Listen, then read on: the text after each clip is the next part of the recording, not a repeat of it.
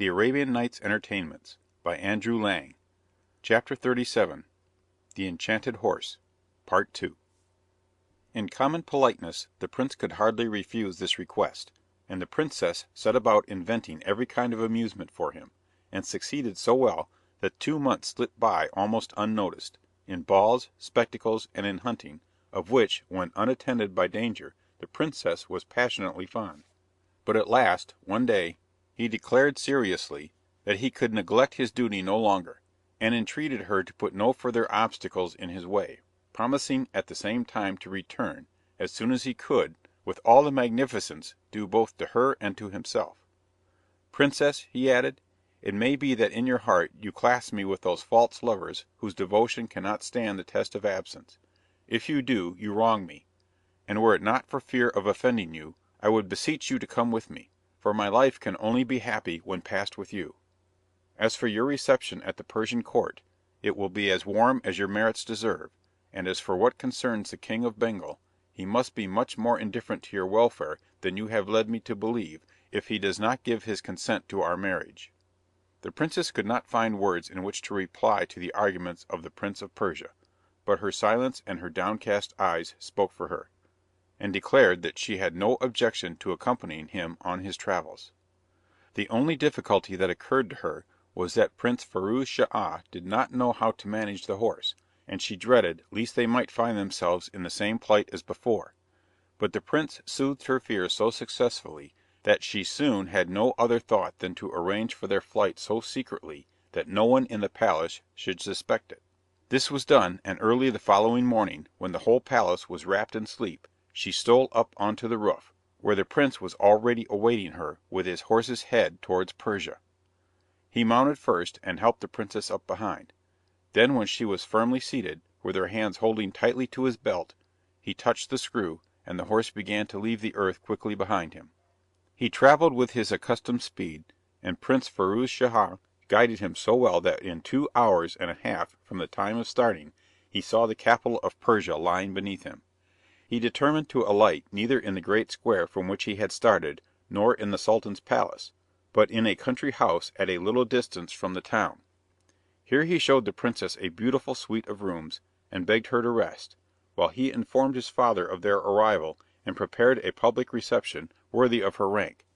Then he ordered a horse to be saddled, and set out. All the way through the streets he was welcomed with shouts of joy by the people, who had long lost all hope of seeing him again.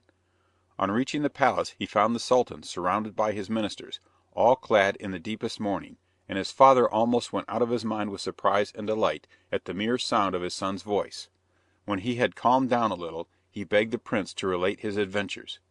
The prince at once seized the opening thus given him, and told the whole story of his treatment by the Princess of Bengal, not even concealing the fact that she had fallen in love with him.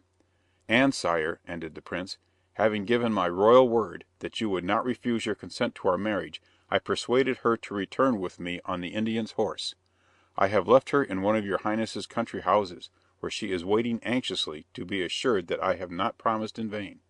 As he said this the prince was about to throw himself at the feet of the Sultan, but his father prevented him, and embracing him again, said eagerly, "My son, not only do I gladly consent to your marriage with the Princess of Bengal, but I will hasten to pay my respects to her, and to thank her in my own person for the benefits she has conferred on you. I will then bring her back with me, and make all arrangements for the wedding to be celebrated today." So the Sultan gave orders that the habits of mourning worn by the people should be thrown off, and that there should be a concert of drums, trumpets, and cymbals. Also that the Indian should be taken from prison and brought before him. His commands were obeyed, and the Indian was led into his presence, surrounded by guards. "I have kept you locked up," said the Sultan, "so that in case my son was lost, your life should pay the penalty. He has now returned, so take your horse and be gone for ever." The Indian hastily quitted the presence of the Sultan, and when he was outside he inquired of the man who had taken him out of prison where the prince had really been all this time, and what he had been doing. They told him the whole story, and how the Princess of Bengal was even then awaiting in the country palace the consent of the Sultan, which at once put into the Indian's head a plan of revenge for the treatment he had experienced.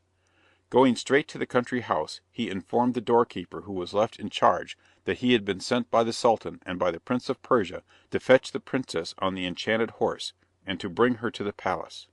The doorkeeper knew the Indian by sight, and was of course aware that nearly 3 months before he had been thrown into prison by the Sultan, and seeing him at liberty, the man took for granted that he was speaking the truth, and made no difficulty about leading him before the Princess of Bengal, while on her side, hearing that he had come from the prince, the lady gladly consented to do what he wished. The Indian, delighted with the success of his scheme, mounted the horse, assisted the princess to mount behind him, and turned the peg at the very moment that the prince was leaving the palace in Shiraz for the country house, followed closely by the Sultan and all the court. Knowing this, the Indian deliberately steered the horse right above the city, in order that his revenge for his unjust imprisonment might be all the quicker and sweeter. When the Sultan of Persia saw the horse and its riders, he stopped short with astonishment and horror, and broke out into oaths and curse, which the Indian heard quite unmoved, knowing that he was perfectly safe from pursuit. But mortified and furious as the Sultan was, his feelings were nothing to those of Prince Firouz Schah when he saw the object of his passionate devotion being borne rapidly away. And while he was struck speechless with grief and remorse at not having guarded her better, she vanished swiftly out of his sight. What was he to do? Should he follow his father into the palace, and there give reins to his despair? Both his love and his courage alike forbade it, and he continued his way to the palace. The sight of the prince showed the doorkeeper of what folly he had been guilty, and flinging himself at his master's feet, implored his pardon. "Rise," said the prince, "I am the cause of this misfortune, and not you. Go and find me the dress of a dervish, but beware of saying it is for me." At a short distance from the country house, a convent of dervishes was situated, and the superior, or Shah, was the doorkeeper's friend. So by means of a false story made up on the spur of the moment, it was easy enough to get hold of a dervish's dress, which the prince at once put on instead of his own. Disguised like this, and concealing about him a box of pearls and diamonds he had intended as a present to the princess, he left the house at nightfall, uncertain where he should go, but firmly resolved not to return without her. Meanwhile, the Indian had turned the horse in such a direction that, before many hours had passed, it had entered a wood close to the capital of the kingdom of Cashmere. Feeling very hungry, and supposing that the princess also might be in want of food, he brought his steed down to the earth, and left the princess in a shady place, on the banks of a clear stream. At first, when the princess found herself alone, the idea had occurred to her of trying to escape and hide herself, but as she had eaten scarcely anything since she had left Bengal, she felt she was too weak to venture far, and was obliged to abandon her design. On the return of the Indian with meats of various kinds, she began to eat voraciously, and soon had regained sufficient courage to reply with spirit to his insolent remarks. Goaded by his threats, she sprang to her feet, calling loudly for help, and luckily her cries were heard by a troop of horsemen, who rode up to inquire what was the matter. Now the leader of these horsemen was the Sultan of Cashmere, returning from the chase, and he instantly turned to the Indian to inquire who he was and whom he had with him. The Indian rudely answered that it was his wife, and there was no occasion for anyone else to interfere between them. The princess, who of course was ignorant of the rank of her deliverer, denied altogether the Indian's story. "My lord," she cried, "whoever you may be, put no faith in this impostor. He is an abominable magician, who has this day torn me from the Prince of Persia, my destined husband, and has brought me here on this enchanted horse."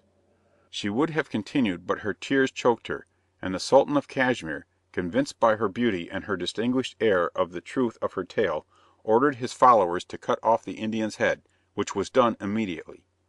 But rescued though she was from one peril, it seemed as if she had only fallen into another. The Sultan commanded a horse to be given her, and conducted her to his own palace, where he led her to a beautiful apartment, and selected female slaves to wait on her, and eunuchs to be her guard. Then, without allowing her time to thank him for all he had done, he bade her repose, saying she should tell him her adventures on the following day.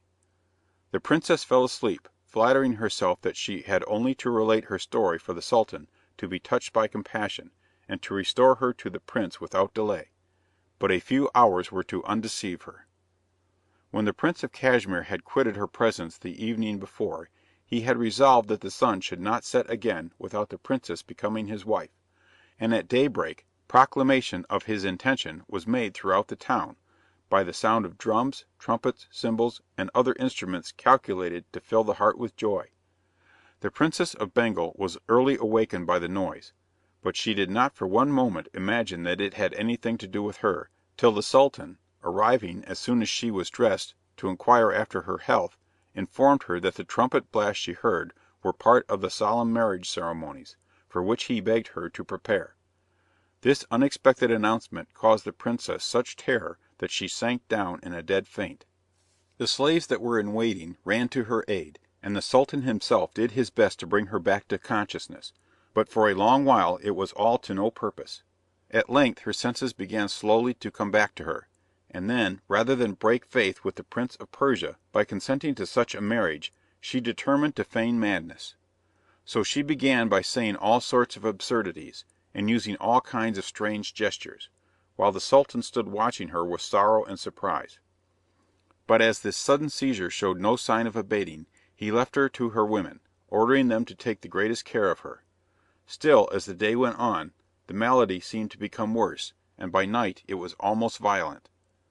Days passed in this manner, till at last the Sultan of Cashmere decided to summon all the doctors of his court to consult together over her sad state. Their answer was that madness is of so many different kinds that it was impossible to give an opinion on the case without seeing the princess.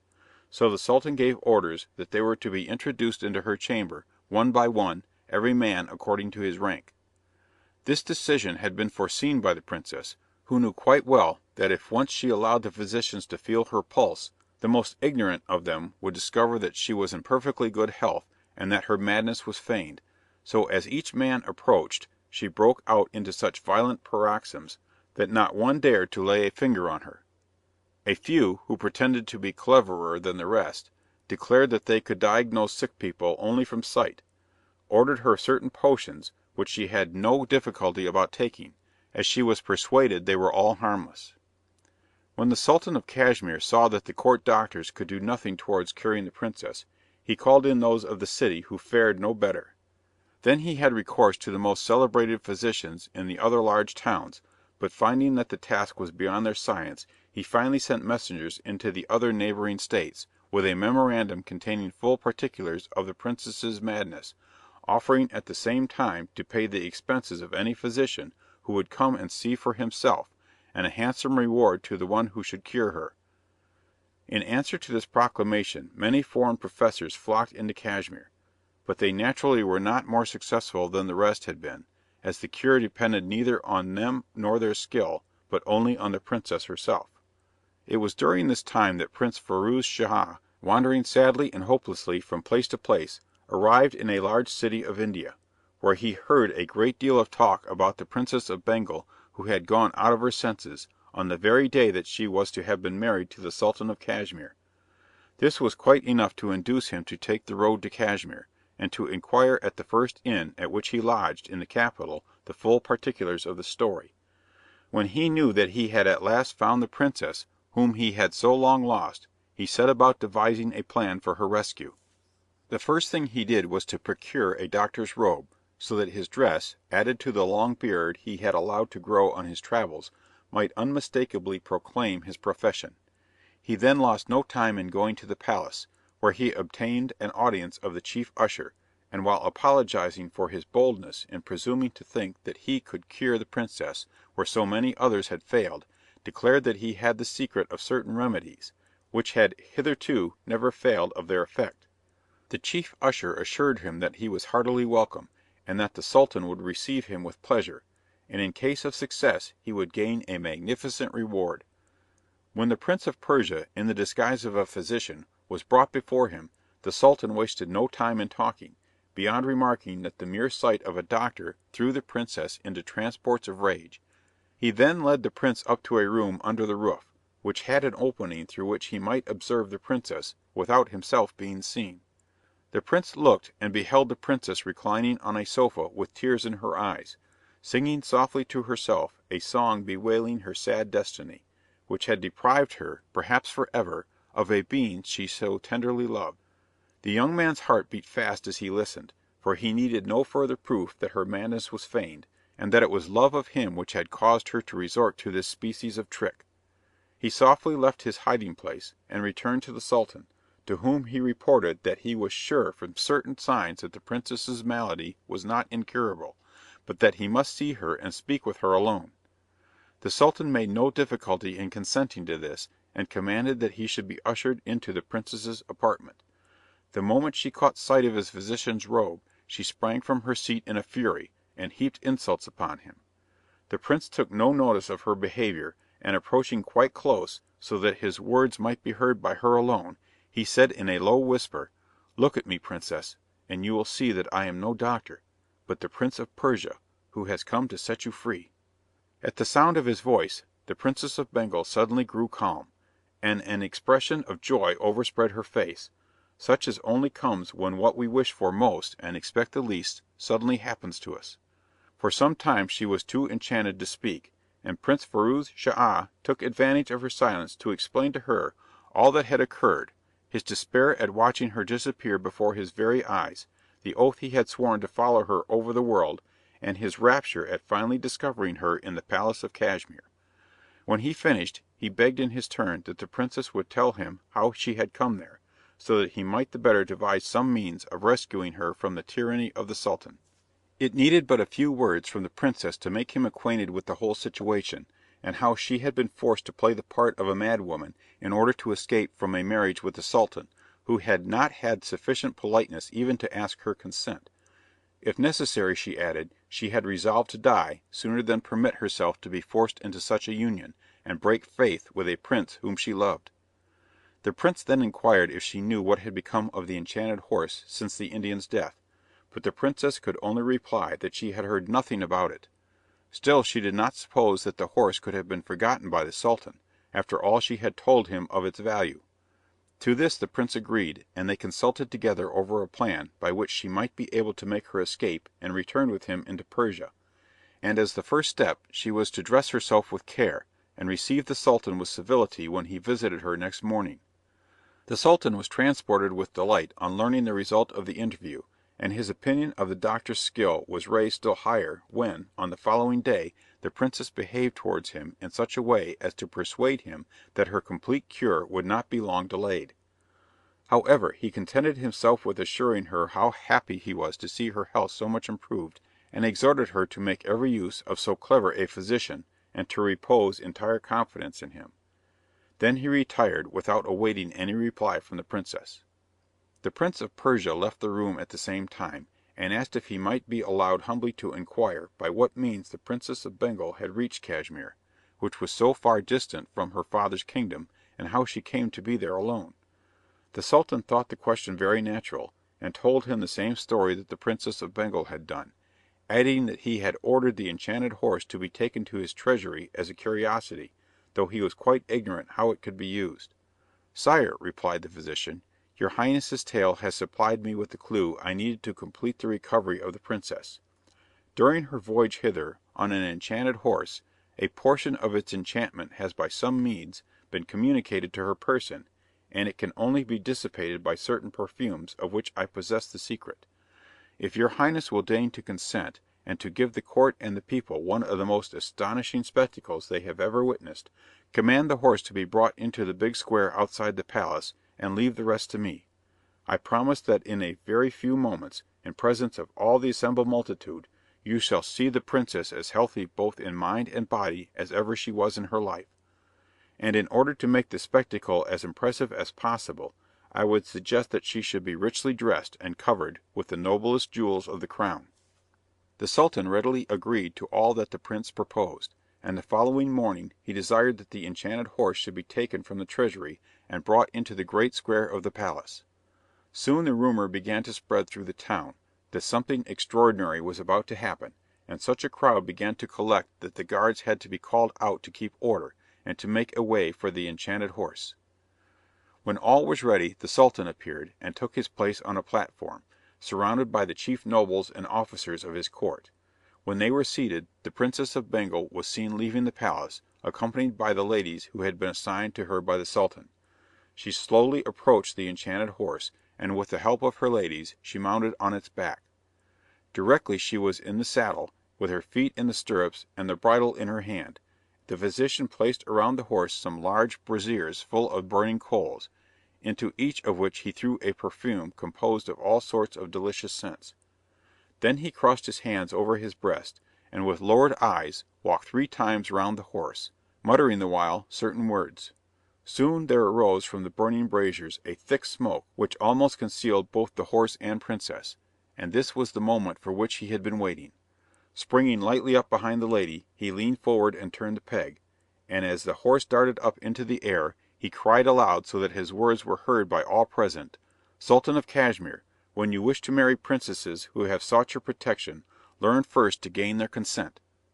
It was in this way that the Prince of Persia rescued the Princess of Bengal and returned with her to Persia, where they descended this time before the palace of the king himself. The marriage was only delayed just long enough to make the ceremony as brilliant as possible, and, as soon as the rejoicings were over, an ambassador was sent to the King of Bengal to inform him of what had passed, and to ask his approbation of the alliance between the 2 countries, which he heartily gave. End of chapter 37.